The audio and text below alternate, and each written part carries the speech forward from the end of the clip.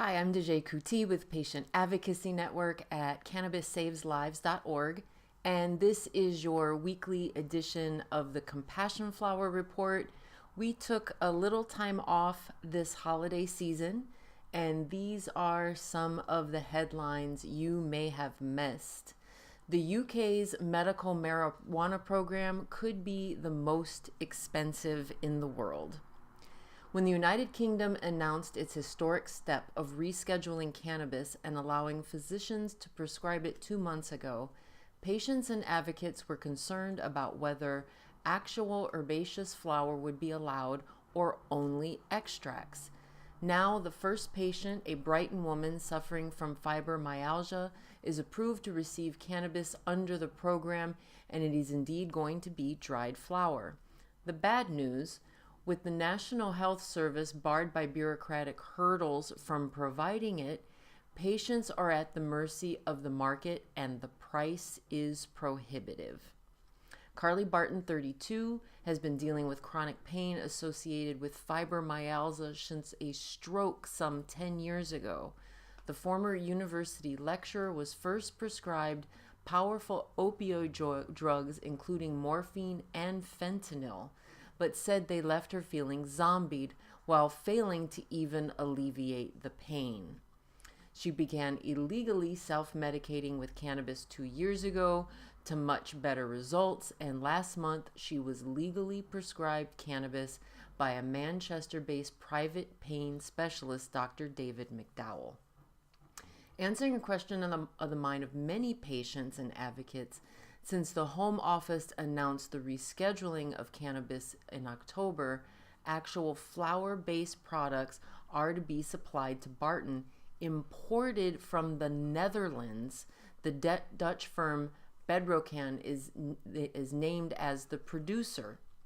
But if this is encouraging news, the price is decidedly not. The 3-month course will cost Barton £2,500, the equivalent of over $3,000. At her prescribed 1 gram per day, that comes out to about 4 ounces for well more than a pound goes for on the black market. Barton said the prescription made history, as it had first since Britain banned cannabis in 1928, but she has been protesting to the press that she will have to blow all of her savings on just one course before being forced to return to the black market.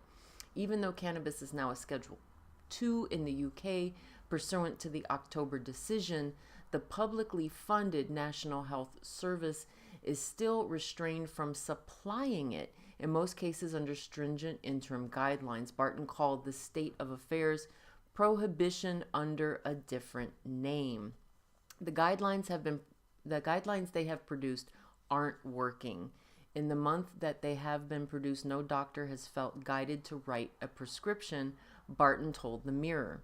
Those guidelines need setting on fire as far as I'm concerned, and the NHS specialists need to be made to feel comfortable about making a clinical decision. There's an unfair system where the rich will have access and the poor will still have their doors knocked in by the police, she added. So there goes on some more about the cost and the price.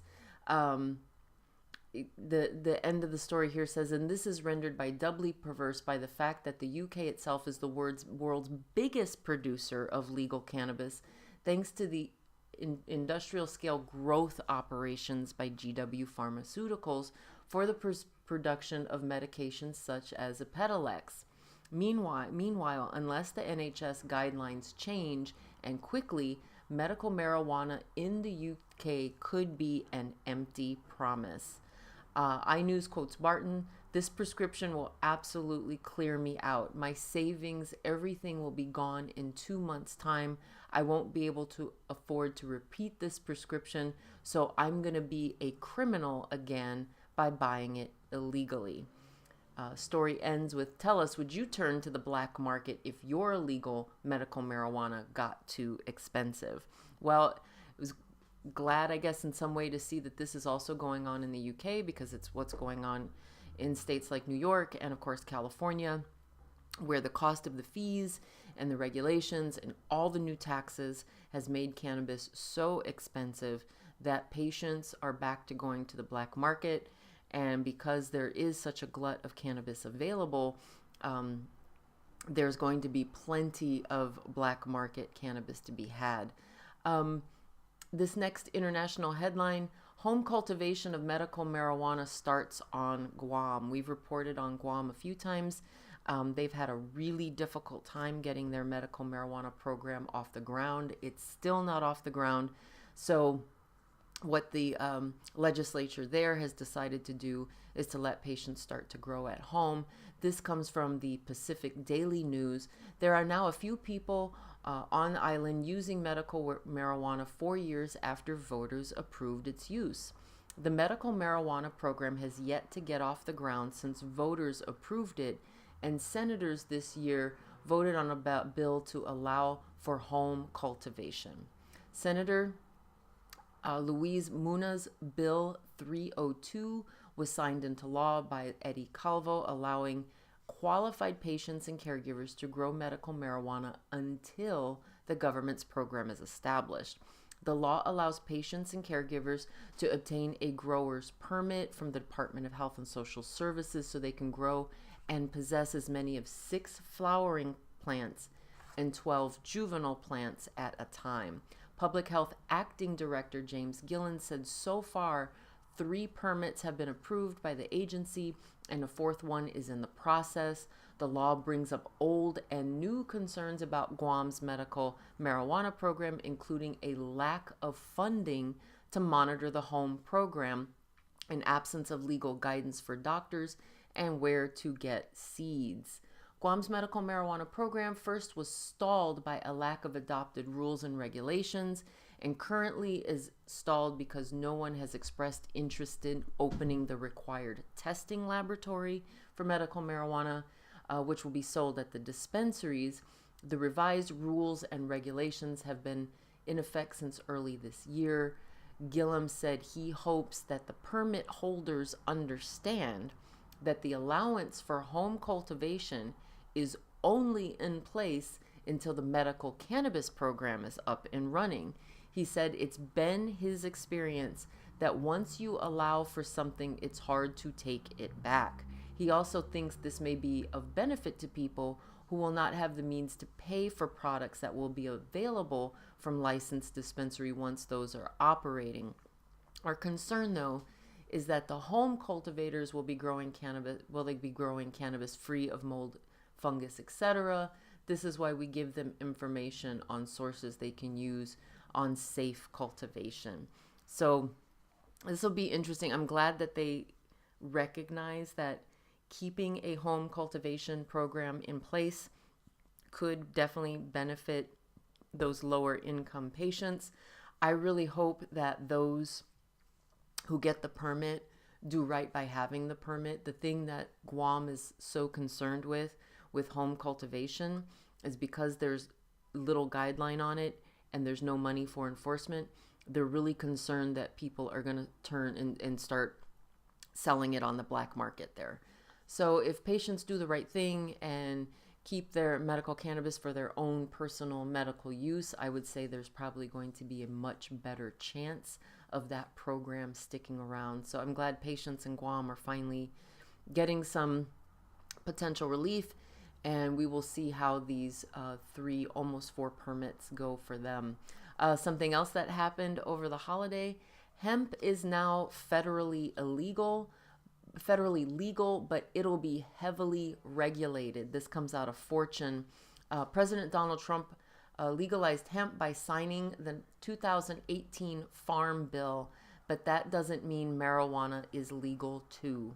Hemp comes from the same cannabis plant that produces marijuana. However, marijuana has both CBD and THC. Hemp, on the other hand, is produced with nearly 100% CBD. According to the new federal law, hemp is legal as long as it contains no more than 3% THC. Anything more than that, and it's illegal under the federal ban on marijuana. Before I go on, I want to address this now. This 0.3% is arbitrary and pulled out of nowhere and is not based in any science or fact. And if I am incorrect, I would like to know. But everything I've read, everything I've seen is that the reason this 0.3% exists is because Monsanto makes hemp seed at 0.3% and lobbied to make that the threshold. If I'm wrong, I want to know, because all of my research indicates that that's where this 0.3% comes from. The move to legalize hemp, something activists have advocated for years, and Republican Senate Majority Leader Mitch McConnell heavily pushed to benefit farmers in his home state of Kentucky, paves the way for researchers and medical professionals to investigate how it can be used for medical treatment.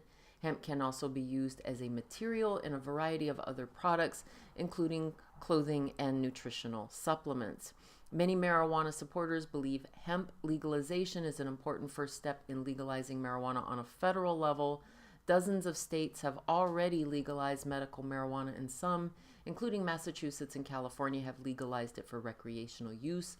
Still, marijuana is federally illegal, making it difficult for companies to find banks and certain vendors from servicing their businesses. Looking ahead, many companies and government organizations are planning to boost their research into and work with hemp. The FDA said in a statement it will heavily regulate hemp-based products and will quickly prosecute those who run afoul of the THC requirement, which is again arbitrary. So yes, we passed the hemp bill, we legalized hemp in the farm bill. We still have that 0.3%. Again, there's nothing about that is medical or scientific or anything other than somebody has been able to produce seeds that go that low, and that is what the government is going with, and they want to heavily regulate hemp-based products and will quickly prosecute those who run afoul of the THC requirement. Again, another thing that we need to fix, because the 0.03 makes no sense whatsoever. And even if there is more THC in there, even up to, I think I've heard up to 12%, this is still not the kind of high that you look for in hemp. One of the things I think they're negating about learning about hemp, THC protects the plant from the sun. It needs THC. It might not be what we necessarily need from the plant when we make whatever extracts or oils, but again, this 0.3% is arbitrary and not based in anything scientific other than somebody who makes seeds was able to set that threshold. Speaking of the problems with banking, this is a little more local here for myself. Public banking plan for California's marijuana industry takes a big hit. This is from the San Francisco Chronicle. The push to create a public banking system for cannabis commerce in California fizzled after a state task force concluded that such a facility would be so legally risky and expensive, it would essentially be unworkable. The 151-page feasibility report commissioned by the 18-member Cannabis Banking Working Group said it would take at least 6 years to create a cannabis bank and required state laws to be changed, and that it ultimately couldn't be done anyway without approval from the federal government, which considers marijuana an illegal drug. State Treasurer John Chang, the chairman of the working group, ordered the cost-benefit analysis in an effort to find a way to ease the burden for marijuana merchants who have been forced to use cash because most banks won't open account for them, while the federal government maintains that marijuana is illegal. While California and 33 other states have legalized the sale of marijuana, the federal government lists the herb as a Schedule I drug, defined as meaning it has no accepted medical use and high potential for abuse.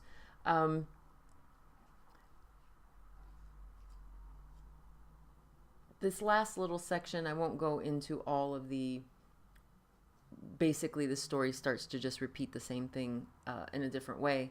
It says the analysts also looked at and rejected the idea of having the state purchase a private bank, create a public credit union, or develop a cryptocurrency system for the cannabis industry.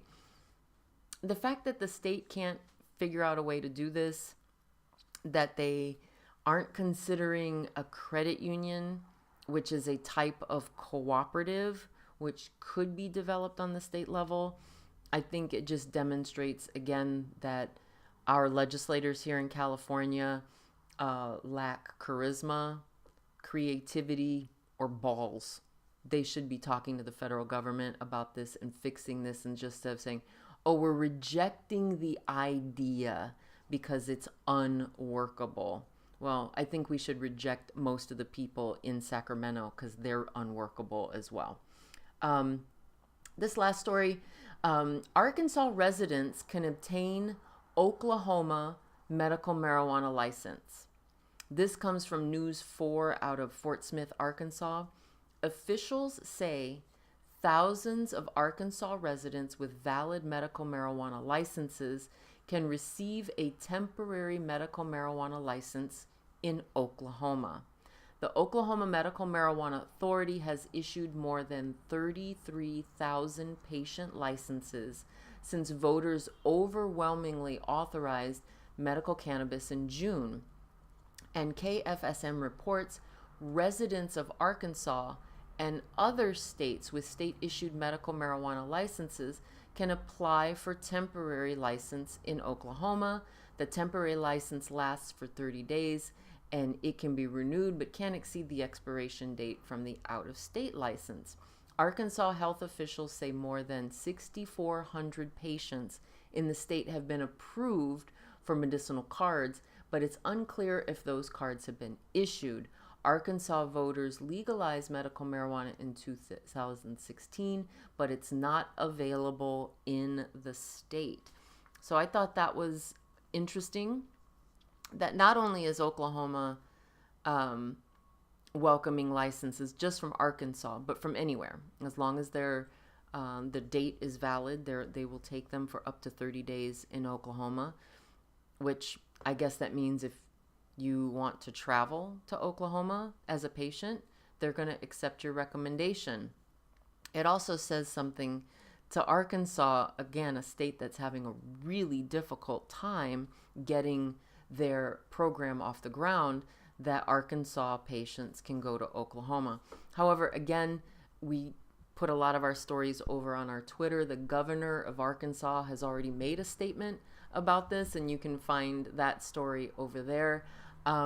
Just to kind of wrap up with the report this week, United States Representative Earl Blumenauer has introduced legislation to deschedule cannabis, and I'm sure we'll hear more about that after the government shutdown is over. All the state houses are back in session as of this week. Patient Advocacy Network is on top of all of this, and we will have much more to report next time. All of these stories and many more are available for you on our Twitter at Pan for Compassion. I always make sure to keep that link available for you below. Sign up for our email updates at cannabissaveslives.org for news, action alerts, and more. I thank you for watching. Please donate at cannabissaveslives.org. We are a charitable 501c3 organization, and your support is always tax deductible. You can become a monthly sponsor at any amount that is right for you. Please like, subscribe, and share this video. Until next week, I'm Degé Coutee, and this has been the Compassion Flower Report.